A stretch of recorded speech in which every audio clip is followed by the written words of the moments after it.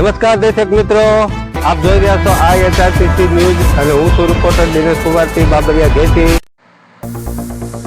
નમસ્કાર દર્શક મિત્રો, ઓડિયો સાથે આપનું હાર્દિક સ્વાગત છે. ગીર સોમનાથના વેરાવળ તાલુકાના વધારે વસ્તી ધરાવતા ડારી ગામનો વિકાસ જોવા મળી રહ્યો હતો, જેમાં વેરાવળ શહેરને જોડતા રસ્તા પર ગટરના પાણીની રેલમચેલમ. જ્યાં ગટર વહે છે ત્યાં પવિત્ર હનુમાન મંદિર આવેલું છે. સામે સામે મસ્તાના બાપુની દરગાહ પણ આવેલી છે.